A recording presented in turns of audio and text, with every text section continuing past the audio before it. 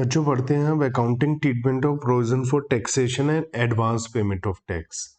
इसके ऊपर छोटा क्वेश्चन आ जाता है, कई बार एग्जाम में देखा गया है आ जाता है, तो आप लोगों को बहुत ध्यान से समझना है। प्रोविजन फॉर टैक्सेशन और advance payment of tax. A company is liable to pay income tax or tax on profit under the Income Tax Act 1961, and such tax is treated as a charge against the profit of the accounting year, although the profit are assessed and actual liability of tax is determined in the following year. ये क्या कह रहे हैं? ये कह रहे हैं कि सपोज ईयर है ये, ठीक है, तो इसमें आपको पता ही है इनकम टैक्स में आपकी सितंबर में ड्यू डेट होती है रिटर्न फाइल करने की। तो ये इस ईयर से रिलेटेड टैक्स है जो असेस होगा, पेमेंट होगी ड्यू डेट तक, और इस साल का खर्चा होने की वजह से इस साल प्रोविजन बनाना पड़ेगा, और कुछ क्योंकि इस साल का P&L में आना चाहिए ये। दूसरा, कुछ पेमेंट हो जाएगी एडवांस TDS के रूप में और एडवांस टैक्स के रूप में। तो हमें इस सब की अकाउंटिंग कैसे करनी है? ये एक्सपेंस ऐसा है जो पता चलेगा हमें नेक्स्ट ईयर, लेकिन है इस साल का एक्सपेंस, तो इस साल के P&L में आना चाहिए। चार्ज है तो P&L में आना चाहिए। As such, the liability of tax is estimated and provided for while preparing the final account. The estimated amount of tax is debited to P&L proper above the line and credited to provision for taxation. तो ये कह रहे हैं कि हमें क्योंकि इसी साल का एक्सपेंस है तो अंदाजा लगाएंगे, P&L में डेबिट में डाल देंगे। प्रोविजन और एक्सपेंस में क्या फर्क होता है? प्रोविजन हमें पता है कि एक्सपेंस है, पर फैक्ट है कि हमें खर्चा देना ही पड़ेगा, पेमेंट करनी ही पड़ेगी, लेकिन बिल्कुल एग्जैक्ट अमाउंट नहीं पता, लेकिन हम उस अमाउंट का अंदाजा लगा सकते हैं, तो उसे हम प्रोविजन बोल देते हैं। ये इक्विटी, और क्योंकि अभी हमारा लॉस है, फ्यूचर में होगा, अभी पेमेंट नहीं करा, फ्यूचर में देना होगा, तो लायबिलिटी में भी आएगा बैलेंस शीट में, तो करंट लायबिलिटी एंड प्रोविजन में शॉर्ट टर्म प्रोविजन में आ जाएगा। एंट्री क्या होती है प्रोविजन बनाने की? P&L account debit to provision for taxation, estimated amount of liability, क्योंकि एग्जैक्ट अमाउंट तो अभी हमें पता ही नहीं है। हमें साथ साथ एडवांस पेमेंट भी देना होता है, और एडवांस पेमेंट जब हम देते हैं तो हम एंट्री बना देते हैं एडवांस टैक्स टू बैंक, और ये एडवांस टैक्स करंट असेट में short term loans and advances में आ जाता है, और बाद में हम इन्हें आपस में सेट ऑफ कर लेते हैं, क्योंकि जो लायबिलिटी प्रोविजन है उसी के लिए हमने एडवांस टैक्स की पेमेंट करी है। सपोज हमारा जो प्रोविजन है, सपोज वो 50,000 है और एडवांस टैक्स हम 40,000 दे चुके हैं, तो 10,000 ही तो अभी और देना है हमें, तो लायबिलिटी में 10,000 ही आएगा। P&L, अगर हमारी liability, if the actual tax liability more than the provision made, अगर हमारी लायबिलिटी ज़्यादा है, जैसे हमने नेक्स्ट ईयर पता लगाया कि अमाउंट कुछ ज़्यादा है, तो हमें और प्रोविजन बनाना पड़ेगा, और लगेगा कि लायबिलिटी कम है तो रिवर्स करनी पड़ेगी एंट्री, ठीक है। और जब हमारी लायबिलिटी क्रिएट हो जाएगी तो प्रोविजन को लायबिलिटी में ट्रांसफर कर देंगे, लायबिलिटी फॉर टैक्सेशन, और फिर इसकी पेमेंट हो जाएगी liability for taxation to bank. In case हमने एक्स्ट्रा पेमेंट कर दी है, एडवांस टैक्स ज्यादा डिपॉजिट कर दिया, तो रिफंड मिलेगा bank account debit to advance tax. तो बच्चों ये था हमारा अकाउंटिंग। इससे रिलेटेड हम लोग करते हैं क्वेश्चन नंबर 15, जिससे हमें ये क्लियर हो सके कि किस तरीके से इसकी अकाउंटिंग होगी। ये बहुत ही ज़्यादा सिंपल है, अगर आपको एक बार में ध्यान से समझ में आ जाए तो। मिलकर करते हैं। आप भी जल्दी से रजिस्टर, पेन, कैलकुलेटर सब कुछ ले लीजिए और पॉज कर दीजिए अगर आपको इकट्ठा करना है, लेकिन मैं तभी शुरू करूंगा जब आप इसको अपने मेरे साथ साथ आप भी करेंगे, तो तभी मैं इसको शुरू करूंगा। ले आए ना? वीडियो पॉज करके ले आइए अगर नहीं लाए हैं तो। चलिए, हम मेरे साथ साथ आपको फॉर्मेट भी बनाना होगा। ट्रायल बैलेंस है कंपनी का 31 मार्च को 2026 मानते हैं, तो 31 मार्च 2026 का हमें ट्रायल बैलेंस दिया हुआ है। जिसमें हम एडवांस टैक्स 1,55,000 ऑलरेडी दे चुके हैं 31 मार्च 2025 के लिए। हमने प्रोविजन बनाया था 70,000, उस 70,000 के अगेंस्ट में 1,55,000 की पेमेंट नहीं हुई है। ये 155 एडवांस टैक्स है। हो सकता है इसमें 2000 एंडिंग ईयर एंडिंग 2025 के लिए भी हो, 2026 के लिए भी कुछ पे करा हो।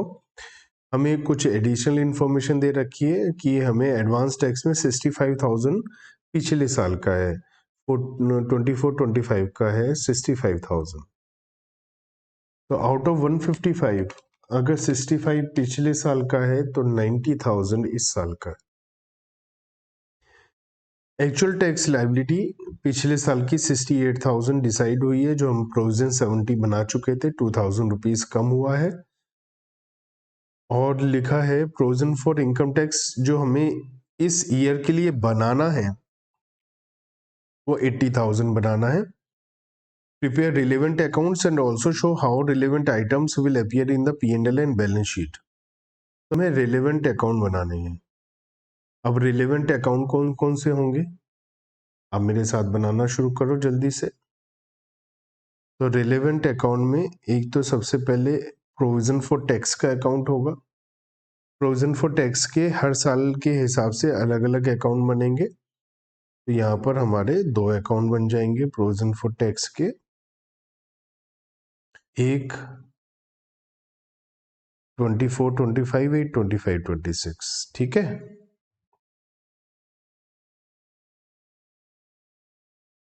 क्योंकि ये सारी ट्रांजैक्शन हम एंड में ही बना रहे हैं तो डेट का कॉलम नहीं बनाएंगे तो काम चल जाएगा।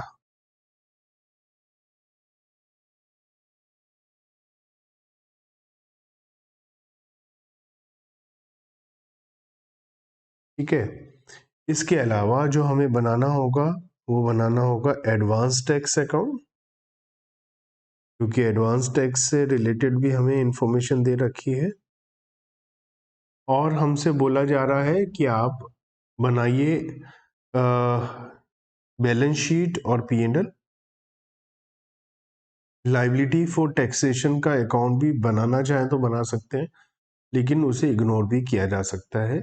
रीजन बीइंग कि उसके अंदर कुछ भी नहीं आना है तो हम उसे इग्नोर भी कर सकते हैं। तो हमारे पास जो आया एक एडवांस टैक्स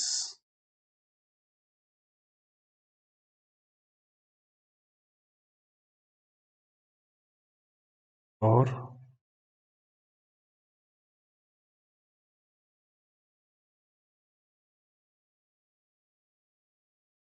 P&L और बैलेंस शीट। बैलेंस शीट हमारी जो होती है वो स्टेटमेंट फॉर्म में बनती है, कंपनी की बैलेंस शीट, इस वजह से हमारी स्टेटमेंट फॉर्म में बनेगी। चलिए अब जल्दी से, आपने भी फॉर्मेट बना लिया होगा तो लिखते हैं अकाउंट के नाम provision for tax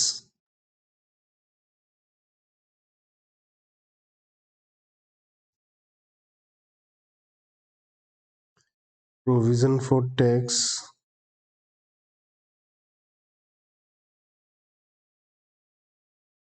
25-26 advance tax और profit and loss account balance sheet.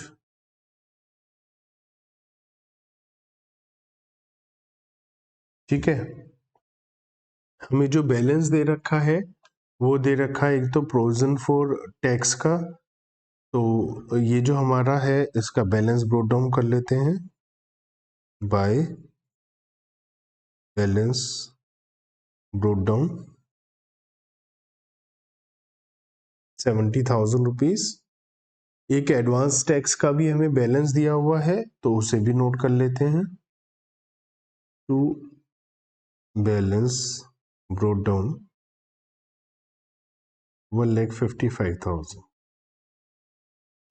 हमें फर्स्ट पॉइंट में एडिशनल इंफॉर्मेशन में बता रखा है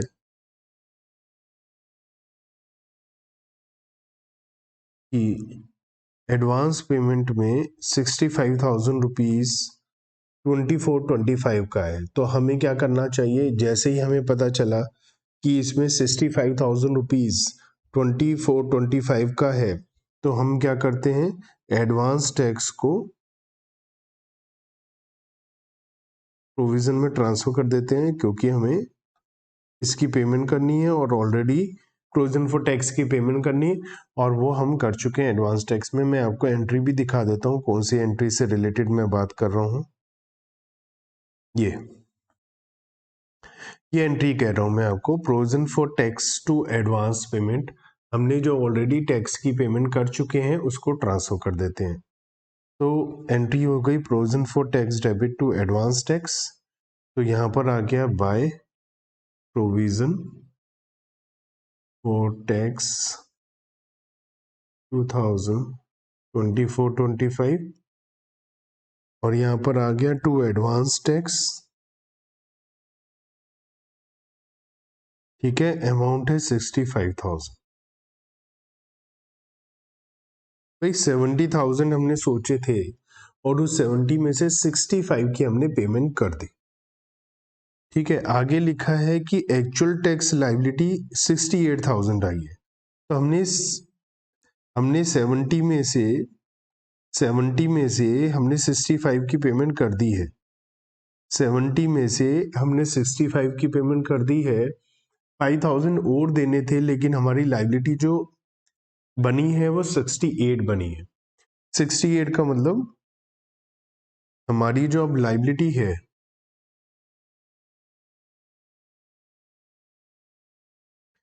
लायबिलिटी फॉर टैक्स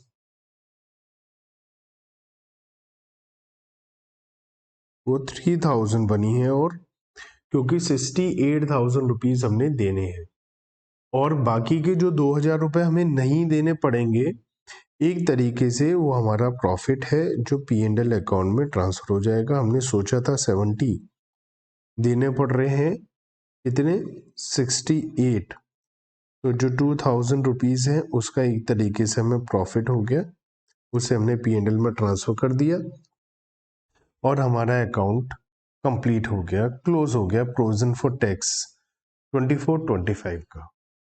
अब हमारे पास आगे इंफॉर्मेशन है कि इस साल का जो हमारा करंट ईयर का प्रोविजन क्रिएट करना है वो 80,000 क्रिएट करना है। तो क्या एंट्री थी, P&L डेबिट टू प्रोविजन, तो बाय P&L अकाउंट आ जाएगा 80,000।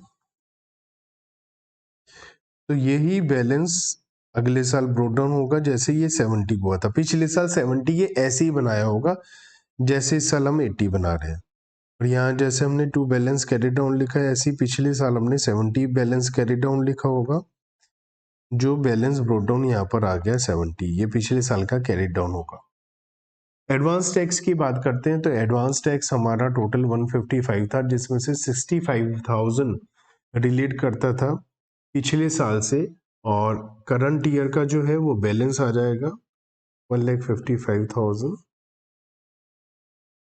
माइनस 65, 90,000 का बैलेंस आ जाएगा बाय बैलेंस कैरी डाउन। अब बात करते हैं P&L अकाउंट की। तो P&L अकाउंट में इस साल का जो हमने प्रोविजन बनाया है 80,000 रुपीज, ये आ जाएगा टू प्रोविजन फॉर टैक्स 15-25-26 का 80,000। देखिए टोटल नहीं कर रहा हूं मैं, क्योंकि टोटल मुझे पता भी नहीं है कि P&L का टोटल क्या होगा, चाहे तो आप टोटल का कॉलम ना भी बनाए। तो एक तो ये आ गया, और जो दूसरा है वो ये कि 2,000 रुपए का जो प्रॉफिट हो गया था due to reduction in liability 68 आ गई थी, जबकि हमने सोचा 70 था, तो ये हमने P&L में ट्रांसफर किया था, एक तरीके से profit. Provision for tax 2024 and 25। 2000। तो ये हमारा सारा का सारा हो गया काम। अब हमें बैलेंस शीट में शो करना है। तो बैलेंस शीट में इक्विटी एंड लायबिलिटी साइड में आ जाएगा एक। तो क्या हमने जो 2000 रुपये 3000 रुपये जो हमने 3000 रुपये ट्रांसफर करे हैं लायबिलिटी फॉर टैक्सेशन के लिए, ये हमारे आ जाएंगे लायबिलिटी फॉर टैक्सेशन के लिए। तो इक्विटी एंड लायबिलिटी में करंट लायबिलिटीज में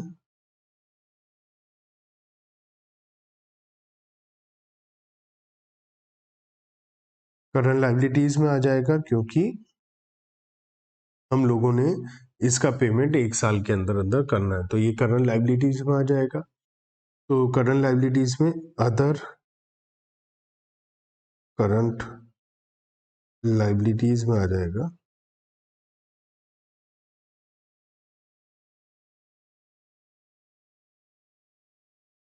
लायबिलिटी फॉर टैक्स 3000।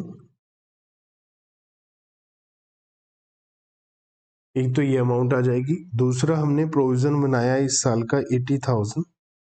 तो ये हमारा शॉर्ट टर्म प्रोविजन की हेडिंग में आता है।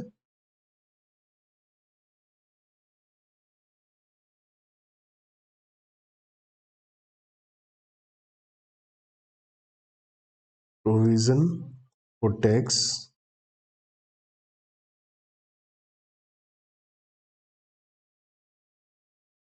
80,000। और हमने जो एडवांस टैक्स है ये हमारा असेट है। तो असेट साइड में करंट असेट्स में हमारे पास होता है अदर करंट असेट, या फिर हम लोन्स एंड एडवांसेस में लिख सकते हैं।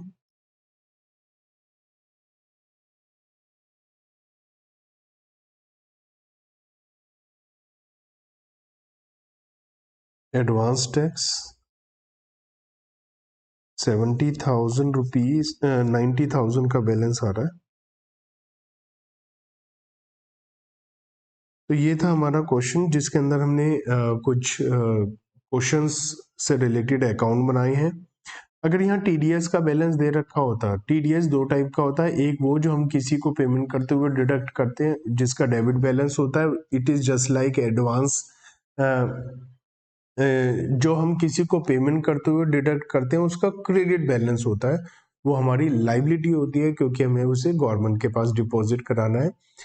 अगर कोई हमें पेमेंट करते हुए टीडीएस डिडक्ट करता है, वो हमारी असेट है, वो जस्ट लाइक एडवांस टैक्स, उसका डेबिट बैलेंस होता है। तो अगर क्वेश्चन के अंदर हमें, जैसे क्वेश्चन नंबर 16 है, यहाँ पर टीडीएस का क्रेडिट बैलेंस दिया है, ये लायबिलिटी है, इससे हमें कोई लेना देना नहीं है, क्योंकि ये लायबिलिटी है, ये तो गवर्नमेंट पे जाएगी। जो एडवांस टैक्स हम बात कर रहे हैं वो ये है जिसका डेबिट बैलेंस है। तो it is just like advance tax, it is just like advance tax. तो जो एडवांस टैक्स का ट्रीटमेंट है उसे हम प्रोविजन फॉर टैक्सेशन में ट्रांसफर कर देते हैं, इसे भी प्रोविजन फॉर टैक्सेशन में ट्रांसफर कर दिया जाएगा। और जिसका क्रेडिट बैलेंस है टीडीएस का, ये तो लायबिलिटी है, इसका हमारा कोई लेना देना नहीं है, और लोगों से रिलेटेड है ये। तो क्वेश्चन नंबर 16 आप करिए, क्वेश्चन नंबर 17 आप करिए, और अगर कोई भी टेंशन होती है तो आप मुझे बताइए।